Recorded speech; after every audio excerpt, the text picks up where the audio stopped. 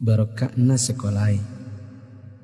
Ada yang bertanya sama saya ketika saya berbicara di suatu majelis.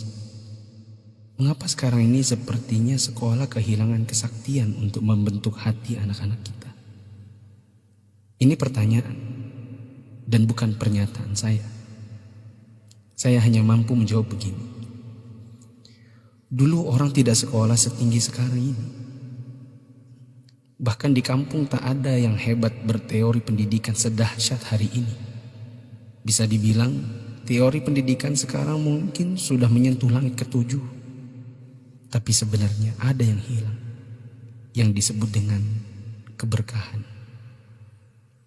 Keberkahan bukan buatan manusia, melainkan pemasena puange, rahmat Allah. Bukan sekolah yang membuat orang sukses, tetapi Allah lah yang berada di balik semua kesuksesan manusia dalam usahanya. Maksudnya, secara khusus saya mengajak Anda yang berusia 40 tahun ke atas untuk menengok sejenak ke belakang. Balik. Ingat waktu kita sekolah di SD, yang nafas tak baru setengah-setengah, kita sudah disuruh ke sawah, membantu guru matanik, menanam padi, membantu guru mencari kayu bakar di dare, di kebun, mengambil air untuk dipakai guru di rumahnya, disimpan di gumbang. Teori praksis pendidikan saat ini akan berkata bahwa ini tak ada hubungannya dengan kurikulum dan media pendidikan dan lain-lain. Kita disuruh mengerjakan pekerjaan oleh guru yang seakan tiada hubungannya dengan akademik. Bukan itu saja, bahkan mungkin kita pernah menjaga jualan guru.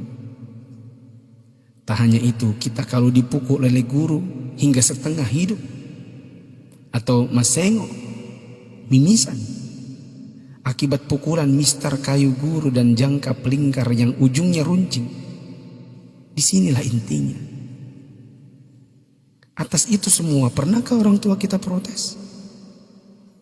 Pernahkah orang tua kita mengeluh dengan tugas-tugas tadi? Pernahkah orang tua kita melarang kita ikut ekskul dalam tanda kutip yang saya sebutkan tadi, mencari kayu, mengambil air? Sama sekali no. Orang tua kita tidak pernah mempersoalkan. Inilah mata air yang mengalirkan keberkahan. Atas kesabaran orang tua terhadap dunia persekolahan, Allah pun turun dengan tangannya. Dia membalas kebaikan hati orang tua atas penghormatan terhadap guru dan eksistensi sekolah yang bahkan mungkin dengan segala kelemahan. Tak perlu pakai teori pendidikan, sebab orang tua kita tak paham itu semua. Tapi teori dan kehendak Allah yang berlaku. Inilah yang disebut dengan barakah, keberkahan. Boleh jadi kita sudah jauh berjalan, tapi mari kita tengok sejenak betapa hebatnya pendidikan orang dulu.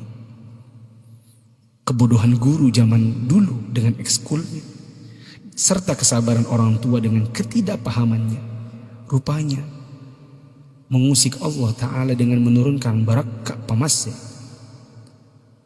atas berkat rahmat Allah.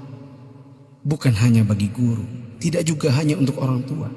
Bahkan keberkahan itu pun dinikmati oleh anak didik. Tengoklah sekarang, orang tua memenjarakan guru, anak memfitnah gurunya, dicubit bilangnya ditempeleng, diajari katanya dicaci maki,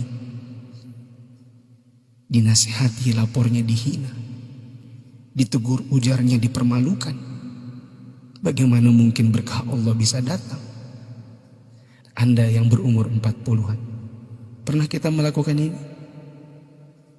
Bahkan kita membohongi orang tua karena melindungi guru. Kalau perlu orang tua tak perlu tahu apapun keadaannya. Itulah sebabnya di akhir sekolah dahulu kita selalu menyisakan air mata kebahagiaan.